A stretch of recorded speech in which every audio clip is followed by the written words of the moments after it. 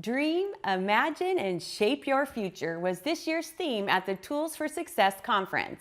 Held at the Tacoma Community College, the conference is designed for youth, young adults, and community members who experience a disability to navigate life after high school. This is a conference where a lot of people who might not ever go to college get to come onto a college campus and see what that's all about, or be encouraged to know that they might be able to do that. But then the really important thing is to be prepared to get a job and be productive in society. It makes me feel very proud. I think it's really important, and to be a part of it is outstanding.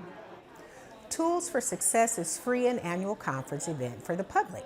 It includes a vendor resource fair, workshops, and guest speakers, plus opportunities for others to meet and talk with those with special needs. For more information or to learn how you can help support next year's Tools for Success conference, check out their website.